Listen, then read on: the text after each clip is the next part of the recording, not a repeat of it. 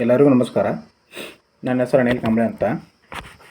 ಈಗ ಈ KS ಎಕ್ಸಾಮ್ದಲ್ಲಿ ಕನ್ನಡ ಮಾಧ್ಯಮದವರು ವಿಶೇಷವಾಗಿ ಗ್ರಾಮೀಣ ಮಾಧ್ಯಮ ಅಭ್ಯರ್ಥಿಗಳಿಗೆ ಆದಂಥ ಒಂದು ಅನ್ಯಾಯವನ್ನು ಖಂಡಿಸಿ ಈ KS ಮರು ಅಧಿಸೂಚನೆ ಆಗಬೇಕು ಅಥವಾ ಮರುಪರೀಕ್ಷೆ ಮಾಡಿ ಮತ್ತು ಭ್ರಷ್ಟಾಚಾರ ಮುಕ್ತ ನೇಮಕಾತಿ ಆಗಬೇಕಂತ ಆಗ್ರಹಿಸಿ ನಾವು ಅಖಿಲ ಕರ್ನಾಟಕ ವಿದ್ಯಾರ್ಥಿ ಸಂಘಟನೆ ಅಕ್ಸಾ ಸಂಘಟನೆ ಮೂಲಕ ಕಾಂತಕುಮಾರ್ ಸರ್ ಮುಖಂಡತ್ವದಲ್ಲಿ ಧಾರವಾಡದಲ್ಲಿ ಏಪ್ರಿಲ್ 14ರಂದು ನಾವು ಧಾರವಾಡದಿಂದ ಬೆಂಗಳೂರುವರೆಗೆ ಪಾದಯಾತ್ರೆ ಮಾಡ್ತಾಯಿದ್ದೀವಿ. ಯಾಕಂದರೆ KS ಪರೀಕ್ಷೆಯಲ್ಲಿ ಕೇವಲ ಕನ್ನಡ ಮಾಧ್ಯಮ ವಿದ್ಯಾರ್ಥಿಗಳಿಗೆ ಅನ್ಯಾಯ ಆಗಿಲ್ಲ, ಅದು 7 ಕೋಟಿ ಭಾಷೆಯ ಕನ್ನಡಕ್ಕೆ ಅನ್ಯಾಯ ಮತ್ತು ಕನ್ನಡದ ಅಸ್ತಿತ್ವಕ್ಕೆ ಧಕ್ಕೆ ಬಂದಿದೆ. ಯಾಕಂದರೆ ಇವತ್ತು ನೀವು ಈ ಕನ್ನಡ ಮಾಧ್ಯಮ ವಿದ್ಯಾರ್ಥಿಗಳು ಎಷ್ಟೊಂದು ಹೋರಾಟ ಮಾಡಿದರೂ ನ್ಯಾಯ ಕೊಡ್ತಿಲ್ಲ ಅಂದರೆ ನಾಳೆ ಸಾಮಾನ್ಯ ಸಹಜವಾದ ಪ್ರಶ್ನೆ ಉದ್ಭವ ಆಗುತ್ತೆ. ಕನ್ನಡ ಯಾಕೆ ಕಲಿಬೇಕಂತ ಪ್ರಶ್ನೆ ಉದ್ಭವ ಆಗಿ ಕನ್ನಡ ಕಲಿಯೋದರಿಂದ ಮಕ್ಕಳು ದೂರವಾದರೆ ನಮ್ಮ ನಾಡು, ನಮ್ಮ ನುಡಿ ಭಾಷೆ ಹೇಗೆ ಉಳಿಯುವುದು? ನಮ್ಮ ಭಾಷೆ ಕೇವಲ ಆಡು ಭಾಷೆಯಾಗಿ ಕಲಿಕೆ ಭಾಷೆ ದೂರ ಆಗಿಬಿಟ್ರೆ ನಮ್ಮ ಒಂದು ಭವ್ಯ ಇತಿಹಾಸ, ಕರ್ನಾಟಕದ ಪರಂಪರೆ, ನಮ್ಮ ಭಾಷೆಯ ಪರಂಪರೆ, ನಮ್ಮ ನಾಡಿನಲ್ಲಿ ತಮ್ಮದೇ ಆದಂಥ ಒಂದು ಬೆಳಕೊಂದು ಚೆಲ್ಲಿದಂಥ ಐತಿಹಾಸಿಕ ವ್ಯಕ್ತಿಗಳ ಪರಂಪರೆ, ನಮ್ಮ ಇತಿಹಾಸದ ಪರಂಪರೆ, ನಮ್ಮದು ಕರ್ನಾಟಕ ಒಂದು ತನ್ನದೇ ಆದಂಥ ಒಂದು ಹೆಜ್ಜೆ ಗುರುತು ಈ ವಿಶ್ವದಲ್ಲಿದೆ. ಅದು ನಮ್ಮ ಮುಂದಿನ ಪೀಳಿಗೆಗೆ ಹೇಗೆ ಬರುವುದು, ಹೇಗೆ ಗೊತ್ತಾಗದೇ ಇದ್ದರೆ ಈ ನಾಡು ಮತ್ತು ಈ ನುಡಿ ಅಭಿಮಾನ ಅವ್ರಿಗೆ ಬರೋಕ್ಕೆ ಸಾಧ್ಯನೇ ಇಲ್ಲ.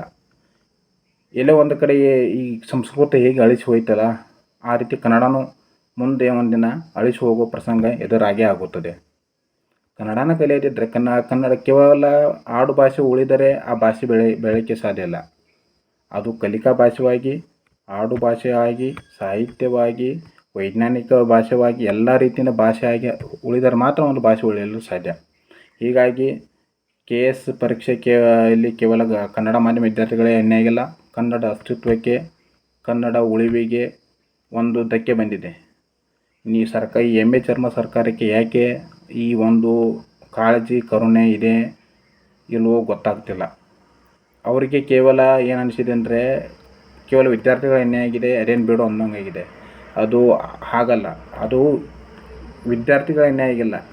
ವಿದ್ಯಾರ್ಥಿಗಳು ಇವತ್ತು ನೀವು ಅನ್ಯಾಯ ಆದಕ್ಕೆ ನ್ಯಾಯ ಕೊಡದೇ ಇದ್ದರೆ ಇದೇ ವಿದ್ಯಾರ್ಥಿ ತನ್ನ ಮಕ್ಕಳಿಗೆ ಯಾರಿಗೂ ಕನ್ನಡವನ್ನು ಕಲಿಸಲ್ಲ. ಅವನು ತನ್ನ ಮಕ್ಕಳಿಗೆ ಅಲ್ಲ, ಪ್ರತಿಯೊಬ್ಬರು ಯಾರಿಗೆ ಹೇಳ್ತಾನೆ ಅವನು ಕನ್ನಡ ಕಲಿತ್ರೆ ನಿಮಗೆ ಭವಿಷ್ಯವಿಲ್ಲ ಅಂತ. ಹಾಗಾದ್ರೆ ಕನ್ನಡ ಉಳಿಯುವುದು ಯಾವಾಗ? ಸರ್ಕಾರ ಶಾಲೆಗಳು ಮುಚ್ಚಿ ಹೋಗುತ್ತವೆ. ಕನ್ನಡ ಮಕ್ಕಳು ಇವತ್ತು ಕನ್ನಡ ಸರ್ಕಾರ ಶಾಲೆಯಲ್ಲಿ ಕಲಿಯೋರು ಬಡವರು, ದಲಿತರು, ಹಿಂದುಳಿದ ವರ್ಗಗಳು, ಅಹಿಂದ ಪಕ್ಷ ಅಂತ ಮಾನ್ಯ ಮುಖ್ಯಮಂತ್ರಿಗಳು ಹೇಳ್ತಾರೆ. ಬಟ್ ಇವತ್ತು ಅಹಿಂದ ವಿದ್ಯಾರ್ಥಿಗಳಿಗೆ ದೊಡ್ಡ ಮಟ್ಟದ ಅನ್ಯಾಯ ಆಗಿದೆ. ಯಾಕೆ? ಅಹಿಂದ ಮಕ್ಕಳು ದೊಡ್ಡ ಅಧಿಕಾರಿ ಆಗಬಾರ್ದಾ? ಅವ್ರಿಗೆ ಅರ್ಹತೆನೇ ಇಲ್ವಾ? ಕನ್ನಡ ಕಲ್ತರೆ ಅವ್ರಿಗೆ ಅರ್ಹತೆನೇ ಇಲ್ವಾ? ಕರ್ನಾಟಕ ನಾಡಲ್ಲಿ ಕನ್ನಡನೇ ಅಸ್ತಿತ್ವಕ್ಕೆ ಧಕ್ಕೆ ಬಂದಾಗ ಮಾನ್ಯ ಮುಖ್ಯಮಂತ್ರಿಗಳು ಸುಮ್ಮನೆ ಕುಂತಾರಂದರೆ ಇದಕ್ಕಿಂತ ದೊಡ್ಡ ನಾಚಿಕೆಗೇಡಿನ ಸಂಗತಿ ಮತ್ತೊಂದಿಲ್ಲ. ರಾಜಕೀಯದವರು ತಮ್ಮ ಲಾಭಕ್ಕಾಗಿ ಏನೋ ಬೇಕಾದ್ರು ಮಾಡ್ಬೋದು, ಆದರೆ ಈ ನಾಡಿನಲ್ಲಿ ಹುಟ್ಟಿ ಈ ನಾಡಿನ ಅಭಿಮಾನ ಹೊಂದಿರುವಂಥ ನಾವುಗಳು ಸುಮ್ಮನೆ ಕುಂತರೆ ನಮ್ಮ ಹೆತ್ತ ತಾಯಿಯ ಯಾವುದೋ ವ್ಯಕ್ತಿ ಬಂದು ನಮ್ಮ ಹೆತ್ತ ತಾಯಿ ಮುಖಕ್ಕೆ ಮಸಿ ಬೆಳೆದಾಗ ನೋಡ್ಕೊತ ನಾವು ಸುಮ್ಮನೆ ಕುಂತೀವಿ ಅನ್ನೋ ರೀತಿ ಒಂದು ಸಂದೇಶ ರವಾನೆ ಆಗುತ್ತದೆ.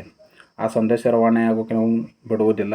ನಮ್ಮ ನಾಡು, ನಮ್ಮ ನುಡಿ, ನಮ್ಮ ಭಾಷೆ ಕೇವಲ ಭಾಷೆ ಅಲ್ಲ, ನಮ್ಮ ಭಾವನೆ. ಕನ್ನಡ ಕೇವಲ ಅಕ್ಷರವಲ್ಲ, ಅದು ನಮ್ಮ ತಾವ್ವ.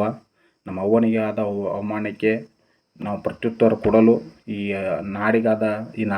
ನಾಡಿಗೆ ಕನ್ನಡಿಗರಿಗಾದಂಥ ನ್ಯಾಯಕ್ಕೆ ನ್ಯಾಯ ಪಡೆಯಲು ಶಿಕ್ಷಣ ಸಂಘಟನೆ ಹೋರಾಟ ಅಂತ ಹೇಳಿದಂಥ ಒಂದು ದಿವ್ಯ ಮಂತ್ರವನ್ನು ನೀಡಿದಂಥ ವಿಶ್ವಕಂಡ, ಈ ದೇಶ ಕಂಡ ಮಹಾನ್ ವ್ಯಕ್ತಿ ಡಾಕ್ಟರ್ BR ಅಂಬೇಡ್ಕರ್ ಅವರ ದಿನಾಚರಣೆ ಏಪ್ರಿಲ್ 14 ಸೋಮವಾರದಂದು ನಾವು ಪಾದಯಾತ್ರೆಗೆ ಚಾಲನೆ ಕೊಡ್ತಾಯಿದ್ದೀವಿ. ಈ ಪಾದಯಾತ್ರೆಯಲ್ಲಿ ಕೇವಲ KS ಪರೀಕ್ಷೆಯಲ್ಲಿ ಅನ್ಯಾಯವಾದಂಥ ಅವರಷ್ಟೇ ಅಲ್ಲ, ಎಲ್ಲರೂ ಭಾಗವಹಿಸಿ. ಯಾಕಂದರೆ ಈ ನಾಡು ನುಡಿಗಾಗಿ ನಮ್ಮ ಹೋರಾಟ ಇವತ್ತು ಅವಶ್ಯ ಇದೆ.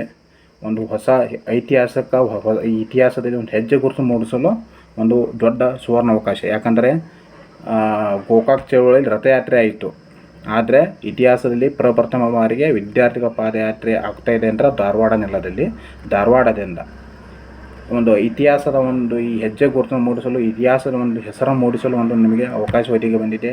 ಈ ನಾಡಿಗಾಗಿ ನಾವು ಪ್ರಾಣ ಕೊಡಲು ಸಿದ್ಧ. ಈ ನಾಡಿನ ರಕ್ಷಣೆ ನನ್ನ ರಕ್ಷಣೆ. ಈ ನಾಡು ಅಂದರೆ ನಮ್ಮ ಅವ್ವನ ರಕ್ಷಣೆ ಸದಾ ಬದ್ಧ ಅಂತ ಒಂದು ಹೆಪ್ಪುಗಟ್ಟಿದ ಸರ್ಕಾರಕ್ಕೆ ತಿವಿದು ಹೇಳುವ ಅವಶ್ಯಕತೆ ಇದೆ. ಹಾಗಾಗಿ ದಯವಿಟ್ಟು ಈ KPSC ಅನ್ಯಾಯ ಮತ್ತು ಒಂದು ಭ್ರಷ್ಟಾಚಾರ ನಲಿಗೆ ಹೋದಂಥ ವಿದ್ಯಾರ್ಥಿಗಳು, ಕನ್ನಡ ಮಾಧ್ಯಮದ ವಿದ್ಯಾರ್ಥಿಗಳು, ವಿಶೇಷವಾಗಿ ಈ ನಾಡು ನುಡಿ ಅಭಿಮಾನಿ ಇರುವಂಥ ವಿದ್ಯಾರ್ಥಿಗಳು ದಯವಿಟ್ಟು ಈ ಒಂದು ಪಾದಯಾತ್ರೆಯಲ್ಲಿ ಭಾಗವಹಿಸಿ ಚರ್ಮದ ಸರ್ಕಾರಕ್ಕೆ ಚಾಟಿ ಏಟಿ ಬೀಸಿ ಎಚ್ಚರಿಕೆ ಕೊಡೋಣ. ನಮಗೆ ನ್ಯಾಯ ಬೇಕೇ ಬೇಕು. ಇದು ಕೇವಲ KS ಅಭ್ಯರ್ಥಿಗಳಿಗೆ ಅನ್ಯಾಯ ಆಗಿಲ್ಲ. ಈ ನಾಡು, ಈ ನುಡಿಗೆ, ನಮ್ಮ ಕನ್ನಡ ಭಾಷೆಗೆ ದೊಡ್ಡ ಒಂದು ಅವಮಾನ ಮತ್ತು ಅನ್ಯಾಯ ಆಗಿದೆ. ಇದಕ್ಕೆ ನೀವು ತಕ್ಕವಾದಂಥ ನ್ಯಾಯ ಕೊಡದೇ ಇದ್ದರೆ ನಿಮ್ಮನ್ನು ಉಳಿಸುವುದು, ಇಳಿಸುವುದು ಎರಡೂ ನಮಗೆ ಗೊತ್ತಿದೆ ಅಂತ ಒಂದು ದೊಡ್ಡ ಸಂದೇಶವನ್ನು ರವಾನೆ ಮಾಡುವುದು ಅತ್ಯಂತ ಅವಶ್ಯವಿದೆ ಮತ್ತು ನ್ಯಾಯ ಪಡೆಯುವುದು ಅತ್ಯಂತ ಜರೂರಿದೆ. ಪ್ರಜಾಪ್ರಭುತ್ವದಲ್ಲಿ ನಾವು ಯಾವತ್ತೂ ಹೋರಾಟದ ಹಿಂದೆ ಸರಿದ ನ್ಯಾಯ ಪಡೆಯೋಕ್ಕೆ ಸಾಧ್ಯ ಇಲ್ಲ. ಹೀಗಾಗಿ ದೊಡ್ಡ ಮಟ್ಟದಲ್ಲಿ ಪಾದಯಾತ್ರೆ ಮಾಡೋಣ. ಈ ನಾಡಿಗಾಗಿ, ನುಡಿಗಾಗಿ ನಾವು ದುಡಿಯೋಣ. ಒಂದೊಂದು ಹೆಜ್ಜೆ ಗುರುತು ಒಂದೊಂದು ಇತಿಹಾಸವನ್ನು ಸೃಷ್ಟಿ ಮಾಡುತ್ತೆ.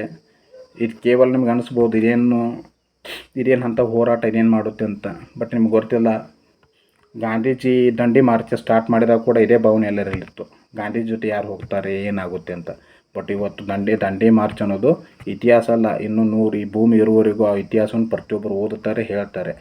ಅದೇ ರೀತಿ ನಮ್ಮ ಕರ್ನಾಟಕದಲ್ಲಿ ಮೈಲಾರ ಮಹಾದೇವಪ್ಪ ಗೊತ್ತಿರ್ಬೋದು. ಕರ್ನಾಟಕದ ಒಬ್ಬ ವ್ಯಕ್ತಿ, ಒಬ್ಬನೇ ವ್ಯಕ್ತಿ ಈ ಕರ್ನಾಟಕದ ನೆಲದಲ್ಲಿ ಒಬ್ಬನೇ ವ್ಯಕ್ತಿ ಆ ಒಂದು ದಂಡಿ ಮಾರ್ಚಲ್ಲಿ ಭಾಗವಹಿಸಿದ್ದರು. ಏಕೆ ಇಷ್ಟೊಂದು ಜನ ಇದ್ದಾರೆ, ಆ ಒಬ್ಬ ವ್ಯಕ್ತಿ ಯಾಕೆ ಹೋದ ಹೇಳಿ ನೋಡೋಣ. ಎಲ್ಲ ಈ 100ಕ್ಕೆ 99 ಜನರಲ್ಲಿ ಏನಂತಂದರೆ ಈ ಪಾದಯಾತ್ರೆಯಿಂದ ಏನಾಗುತ್ತೆ, ಅಂಥ ಮಹಾಕಾರ್ಯ ಏನಾಗುತ್ತೆ ಭಾವನೆನೇ ಇತ್ತು.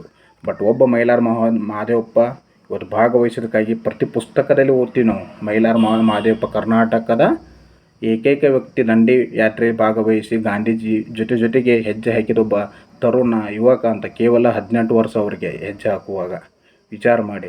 ಒಂದು ಐತಿಹಾಸಿಕ ತಮ್ಮದೇ ಆದಂಥ ಒಂದು ಹೆಜ್ಜೆ ಗುರುತನ್ನು ಈ ನೆಲದಲ್ಲಿ ಮೂಡಿಸಿ ಹೋದರು. ಅದೇ ರೀತಿ ಈ ಪಾದಯಾತ್ರೆಯಲ್ಲಿ ನಾವು ಭಾಗವಹಿಸಿ ಮುಂದೊಂದು ದಿನ ನಮ್ಮ ಚರಿತ್ರೆ ಮುಂದೊಂದು ದಿನ ನಮ್ಮ ಮಕ್ಕಳು ಓದಿ ಹೆಮ್ಮೆ ಪಡುವಂಥ ಒಂದು ಸಂದರ್ಭ ಬಂದೇ ಬರುತ್ತೆ.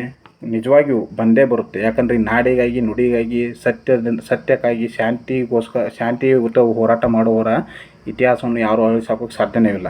ಇದೇ ಒಂದು ನಮಗೆ ಸಿಕ್ಕಿರೋ ಅವಕಾಶ, ನಮ್ಮ ನಾಡು ನುಡಿಗಾಗಿ ದುಡಿಯುವಂಥ ಅವಕಾಶ. ದಯವಿಟ್ಟು ಕನ್ನಡಿಗರೇ, ಈ ಕನ್ನಡ ಮಕ್ಕಳೇ, ಈ KPSCಯಿಂದ ನಲಿಗೆ ಹೋಗುತ್ತಿರುವಂಥ ನೊಂದ ವಿದ್ಯಾರ್ಥಿಗಳೇ, ದಯವಿಟ್ಟು ಪಾದಯಾತ್ರೆಯಲ್ಲಿ ಭಾಗವಹಿಸಿ ದೊಡ್ಡ ಮಟ್ಟದಲ್ಲಿ ಇದನ್ನು ಒಯ್ಯೋಣ. ಈ ಒಂದು ಐತಿಹಾಸಿಕ ಚರಿತ್ರೆ ಸೃಷ್ಟಿ ಮಾಡೋಣ. ನಮಗೆ ಆದಂಥ ಅನ್ಯಾಯ ಮತ್ತು ಅವಮಾನಕ್ಕೆ ಒಂದು ಎದುರೇಟು ನೀಡೋಣ. ದಯವಿಟ್ಟು ಎಲ್ಲರೂ ಭಾಗವಹಿಸಿ. ಇವತ್ತು ನನಗೆ ಆರೋಗ್ಯದ ಸ್ವಲ್ಪ ಏರುಪೇರು ಆದರೂ ಕೂಡ ನಾನು ಬಿಡುವಿಲ್ಲದೆ ಓಡಾಡ್ತಾ ಇದ್ದೀನಿ. ಇವತ್ತು ಕಮಿಷನರ್ ಆಫೀಸ್ಗೆ ಹೋಗಿ ಒಂದು ಮಾಹಿತಿ ನೀಡಿದ್ದೀವಿ. ಅವರಿಗೆ ಅಲ್ಲಿ ಫಸ್ಟ್ ಪೊಲೀಸಿಗೆ ಇನ್ಫಾರ್ಮ್ ಮಾಡಬೇಕು. ಏನು ಕಾನೂನುಬದ್ಧ ಪ್ರಕ್ರಿಯೆ ಇದೆಯಲ್ಲ ಅವನ್ನೆಲ್ಲ ಮಾಡ್ತಾಯಿದ್ದೀವಿ. ಇವತ್ತು ನನಗೆ ಆರೋಗ್ಯದಲ್ಲಿ ಏರುಪೇರು ಆದರೂ ಕೂಡ ನಾನು ಇವತ್ತು ಸುಮ್ಮನೆ ಕುಂತಿಲ್ಲ. ಯಾಕಂದರೆ ಒಬ್ಬ ವ್ಯಕ್ತಿ ಇದನ್ನು ಏನು ಮಾಡೋಕ್ಕಾಗಲ್ಲ ಅಂತ ನಂಬಿದವನಲ್ಲ ನಾನು. ಒಬ್ಬ ವ್ಯಕ್ತಿ ಇತಿಹಾಸವನ್ನು ಬದಲಾಯಿಸ್ತಾನೆ ಎಂದು ನಂಬಿದ್ದೆವು ನಾನು. ಅಂಥ 108 ಉದಾಹರಣೆಗಳು ನಮ್ಮ ಕಣ್ಮುಂದಿದೆ. ಒಬ್ಬ ಅಂಬೇಡ್ಕರ್ ಸುಮ್ಮನೆ ಕುಂತಿದ್ರೆ ಇವತ್ತು ದೇಶ ಇಷ್ಟೊಂದು ಶಾಂತಿಯುತವಾಗಿ ಬದುಕೋಕ್ಕೆ ಸಾಧ್ಯ ಆಗ್ತಾ ಇರಲ್ಲ. ಒಬ್ಬ ಗಾಂಧೀಜಿ ಸುಮ್ಮನೆ ಕುಂತಿದ್ರೆ ಇವತ್ತು ನಾವು ಇಷ್ಟೊಂದು ಧೈರ್ಯಯುತವಾಗಿ ಸ್ವತಂತ್ರವನ್ನು ಪಡೆಯೋದು, ಇಷ್ಟೊಂದು ಧೈರ್ಯಯುತವಾಗಿ ನಾವು ಮಾತಾಡೋಕ್ಕೆ ಆಗ್ತಾಯಿಲ್ಲ. ಅದೇ ರೀತಿ ಒಬ್ಬ ವ್ಯಕ್ತಿ ಇವತ್ತು ನನಗೇಕೆ ಬೇಕು, ವಿದ್ಯಾರ್ಥಿಗಳ ಅವಶ್ಯಕತೆ ನನಗೇನಿದೆ, ನನಗೇನು ಲಾಭ ಇದೆ ಅಂತ ಸುಮ್ಮನೆ ಕುಂತಿದ್ರೆ ಕಾಂತಕುಮಾರು ಇವತ್ತು ಇಷ್ಟೊಂದು ಬದಲಾವಣೆ ಆಗ್ತಾ ಇರಲಿಲ್ಲ. KPSC KEದಲ್ಲಿ ಇಷ್ಟೊಂದು ಬದಲಾವಣೆ ಆಗ್ತಾ ಇರಲಿಲ್ಲ. ಒಬ್ಬೊಬ್ಬರಲ್ಲಿ ಒಂದೊಂದು ಅದಮ್ಯವಾದ ಶಕ್ತಿ ಇದೆ, ಚೈತನ್ಯವಿದೆ. ಈ ನಾಡಿಗಾಗಿ, ಈ ನಾಡಿಗೋಸ್ಕರ, ನುಡಿಗೋಸ್ಕರ ದುಡಿಯುವಂಥ ಒಂದು ಛಲ ಅವರಲ್ಲಿ ಇದ್ದೇ ಇದೆ. ಬಟ್ ಅವ್ರಿಗೆ ಗೊತ್ತಿಲ್ಲ. ಒಂದು ಹೆಜ್ಜೆ ಹಾಕೋಣ, ಅದು 100 ಹೆಜ್ಜೆ ಆಗುತ್ತೆ, 1000 ಹೆಜ್ಜೆ ಆಗುತ್ತೆ, ಬೆಂಗಳೂರು ಹೋಗುತ್ತೆ, 1,00,000 ಹೆಜ್ಜೆ ಆಗುತ್ತೆ. ಎಲ್ಲರೂ ಭಾಗವಹಿಸಿ ಈ ಹೋರಾಟವನ್ನು ದೊಡ್ಡ ಮಟ್ಟದಲ್ಲಿ ಯಶಸ್ವಿ ಮಾಡೋಣ. ಈ ನಾಡಿಗಾಗಿ, ನುಡಿಗಾಗಿ ಪ್ರಾಣವಾದ ಕೊಡೋಕ್ಕೂ ಸಿದ್ಧವಾಗೋಣ. ಎಲ್ಲರೂ ಭಾಗವಹಿಸಿ ನಮ್ಮ ತಾಯಿಯ ಸೇವೆ ಮಾಡುವಂಥ ಒಂದು ಸುವರ್ಣ ಅವಕಾಶ ಒದಗಿ ಬಂದಿದೆ. ಅದರಲ್ಲಿ ಎಲ್ಲರೂ ಭಾಗವಹಿಸಿ ನಿಮ್ಮದೇ ಆದಂಥ ಒಂದು ಐತಿಹಾಸಿಕ ಹೆಜ್ಜೆ ಗುರುತು ಮೂಡಿಸಿ ನಾಳೆ ಮುಂದಿನ ಪೀಳಿಗೆಗೆ ಹೇಳಿ, ಈ ನಾಡಿಗಾಗಿ, ನುಡಿಗಾಗಿ ದುಡಿದಿದ್ದೀನಿ ಮಗನೇ, ಈ ನಾಡಿಗೋಸ್ಕರ, ನುಡಿಗೋಸ್ಕರ ನೀನು ಮುಂದೆ ದುಡಿಬೇಕು ಅಂತ ಒಂದು ಸಂದೇಶ ರವಾನೆ ಮಾಡೋಣ. ಎಲ್ಲರೂ ಭಾಗವಹಿಸಿ. ಜೈ ಹಿಂದ್, ಜೈ ಕರ್ನಾಟಕ.